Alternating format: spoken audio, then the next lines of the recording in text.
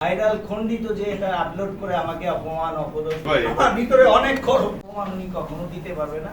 আমি 31 বছর এই মার্কেটে ব্যবসা করি।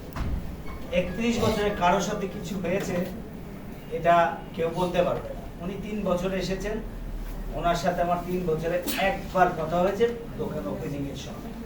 ওনার ভেরিফাইড ফেসবুকে উনি আপলোড দিয়েছেন, ক্ষমা চেয়েছেন, অনেক কথা বলেছেন। সস্তা জনপ্রিয়তা, কাউকে অপমান করা, হেনস্থা করা, কাউকে লাঞ্ছিত করা আজকাল এই ফেসবুকের কল্যাণে খুব সহজ হয়েছে। এটা গর্বেরও বিষয় না, আমি আজ পর্যন্ত দেইনি।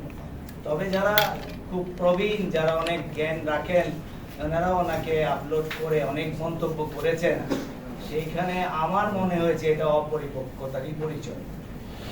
আর সবচেয়ে বড় কথা হচ্ছে উনি যেহেতু ক্ষমা চেয়েছেন, মাপ চেয়েছেন, এতে করে আমিও ওনাকে বলবো উনি নিরাপদে থাকুন, দেশে আসুন, দেশে এসে ব্যবসা করেন, আমরা ওনাকে সহযোগিতা করব।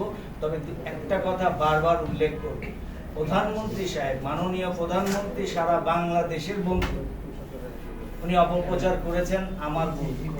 সবার সাথে সবার পরিচয় হলে একটা সুস্থ মানুষ সুপরিচিত হওয়ার সম্ভাবনাটা খুব সহজ।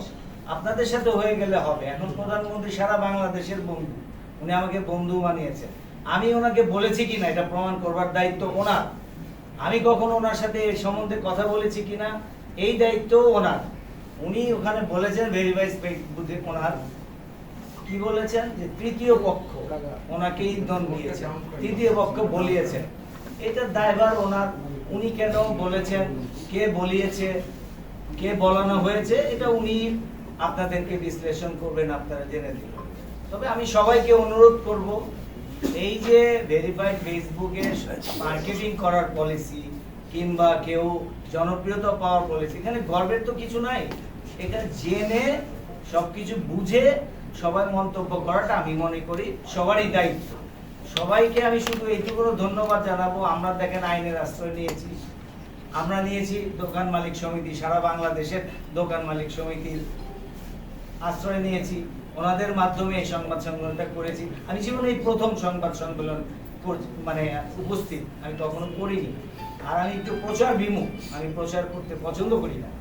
তারপরে উনি আমাকে নিয়ে, আমার নাম নিয়ে যেভাবে বলে যাচ্ছিলেন, যাওয়ার পর শেষ অবধি, শেষের দুদিন আগে উনি সব আত্মপক্ষ একটা স্ট্যাটাস দিয়েছেন, এর জন্য দুঃখিত, এবং এটা যাতে আর কোনো বাড়াবাড়ি না হয় আমি অনুরোধ করব আপনাদের মাধ্যমে।